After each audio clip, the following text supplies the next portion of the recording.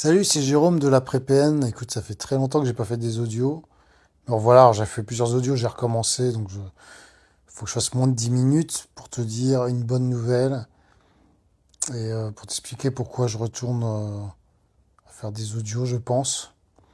C'est que j'ai sorti mon fils de la maltraitance de son beau-père principalement et de sa mère. Ça a été un combat dur.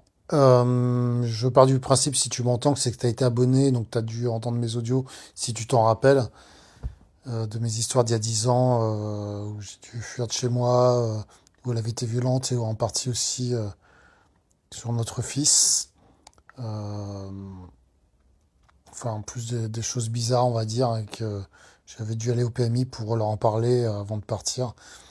Et j'ai eu toujours cette peur, ah oui, mais elle va être violente contre lui, en fait. Parce que je partais du principe, en fait, si un conjoint, quel qu'il soit, est violent, bah, il y a un risque qu'il soit, tu vois, sur son enfant, parce qu'en fait, il y a un problème dans ma tête psychologique. Je connaissais pas le terme, ce qu'on appelle pervers narcissique à l'époque, tu vois. Enfin, j'en ai entendu parler, mais je le comprenais pas. Et en fait, à l'époque, j'avais un ami qui me disait, mais écoute, un très bon ami à moi, écoute, ma mère, elle est pervers narcissique. D'ailleurs, il a coupé complètement les ponts avec elle. Il me disait, mais t'inquiète pas, elle s'en occupera comme une babysitter qui aime pas son enfant. Donc, en gros, notre fils est en sécurité. Et j'ai cru ça, tu vois. Et j'avais besoin de croire ça. J'avais tellement d'angoisse et de stress. Et il y avait l'injustice d'avoir ni obtenu la garde, ni la garde alternée. Donc bref, ça je pourrais en revenir dessus. Mais c'était très très dur, cette indigestion. En fait, tu vois. Merci, j'ai perdu un peu le fil de ce que je voulais dire. Mais voilà, je me suis dit, bon, bah, ça m'a permis un peu d'avancer. Alors, pas demander la garde alternée, je pouvais pas, j'étais bloqué. Parce que je savais qu'il y avait des trucs chelous et, euh, et finalement, bah, ça s'est produit en fait. Et quand il m'en a parlé, d'ailleurs, je suis rentré dans une forme de déni où je pouvais pas agir, où j'étais beaucoup dans l'impuissance. Alors peut-être que j'en reparlerai. Ou la peur qu'on m'entende pas au niveau de la justice. Et finalement, vu comment ça s'est passé, eh ben, j'ai pas eu tort parce que même avec des éléments quand même probants, dans le sens la parole de l'enfant qui parle à sa maîtresse et qui a un signalement, quand on voit la suite du truc, ça n'a pas été aussi évident que ça et j'ai dû rien lâcher. Je me suis pas senti écouté, c'est moins qu'on puisse dire, parce qu'ils m'ont dit, mais qu'est-ce que vous racontez, les experts psychologiques? Enfin, tu vois, ils pouvaient pas l'entendre, j'ai l'impression.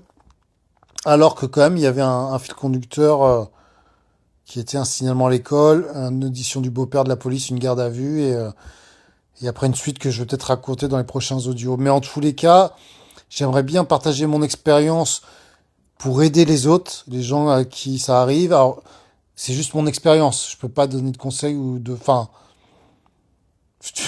ça sera à refaire, je ferai peut-être la même chose. Mais ça m'a coûté tellement de temps, d'énergie, de problèmes de santé que j'ai encore et d'argent que heureusement j'ai eu l'association L'Enfant Bleu. Donc ça, c'est un truc que je recommanderais, c'est d'appeler, de pas rester seul et de parler.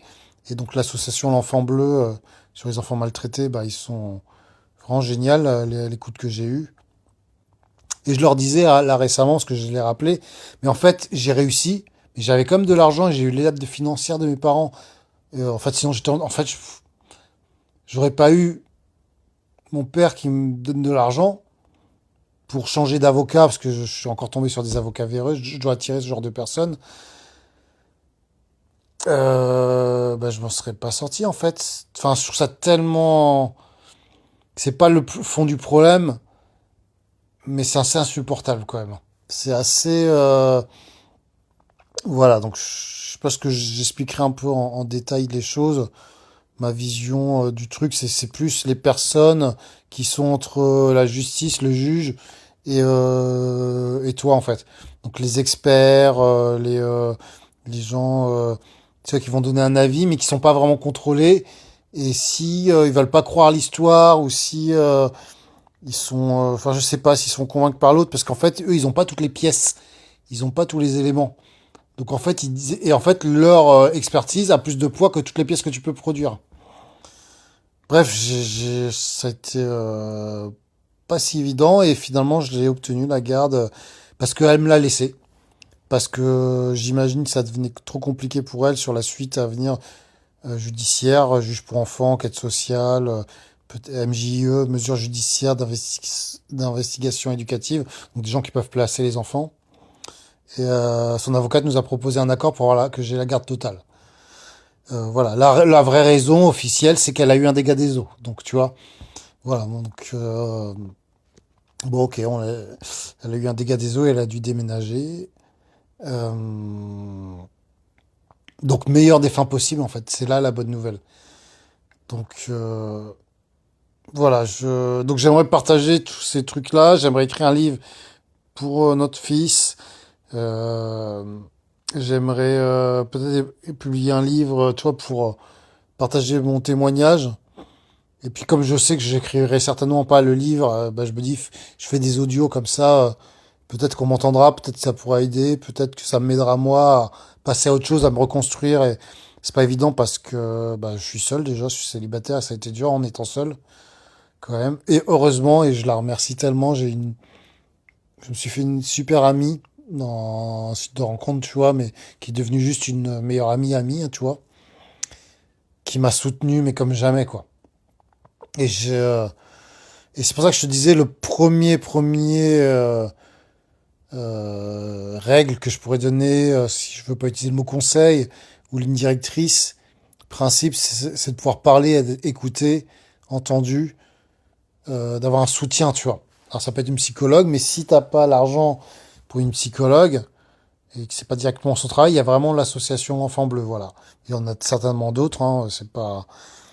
Mais moi qui n'ai jamais pu appeler la moindre association contre les pères, pour les pères, je veux dire, tu sais, parce que pour moi c'était pas le problème homme contre femme, tu vois, père. Donc parce qu'il y a des gens qui me disaient mais appelle une association de papa, mais je dis mais ça n'a rien à voir.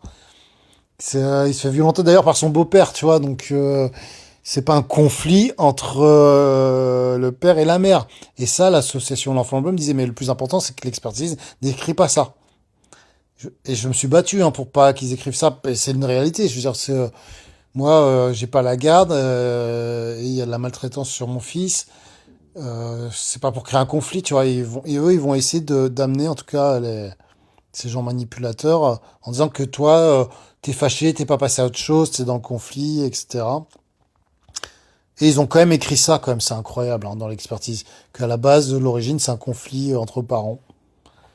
Alors qu'il y a eu un signalement de l'école, que Yannick a parlé à des gens indépendamment de moi, qu'il a été entendu par la police, il y a une audition. Mais je comprends, c'est qu'en fait, moi, j'ai pas eu de nouvelles de la police. Donc, quand on est arrivé à l'expertise, bah, j'ai dit, bah, j'ai pas de nouvelles, qui paraît bizarre. Donc, je pense qu'ils sont partis du principe qu'il n'y a pas de suite. Donc, en fait, c'est qu'il y a rien, tu vois. En fait, mais c'est ça qui est fou. Enfin, et en fait, c'est une hypothèse. Donc, voilà, ça a été dur, en fait. Je te dis, ça a été dur quand les experts, ils me disent, non, mais qu'est-ce que vous racontez? Mais on n'est pas là pour ça, on est au juge aux affaires familiales, on n'est pas au juge pour enfants. Ils étaient dans leur carcan. Oh putain, j'avoue, je sais pas si c'est de la rancœur en fait.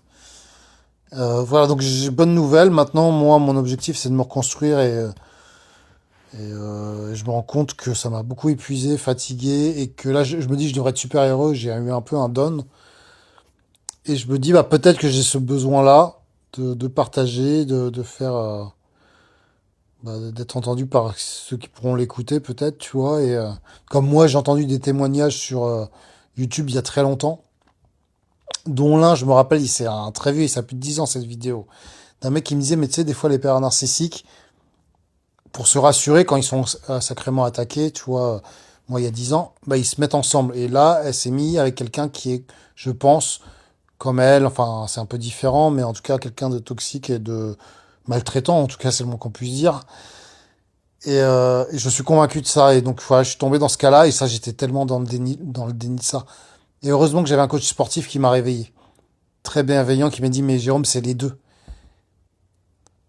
Et je suis heureux de l'avoir sorti de là. Je suis pas heureux dans ma vie là actuelle parce que j'ai tout à refaire et je dois penser à moi et je me suis oublié. Mais j'ai tout mis pour le protéger, tu vois. J'ai tout mis, toute ma force. Et même si j'étais seul mais entouré par mon ami en tout cas. Voilà, je te laisse. Il faut que je fasse moins de 10 minutes. J'espère publier cet audio et abonne-toi, mets la petite cloche et je verrai par quoi je commence. Voilà, prends soin de toi.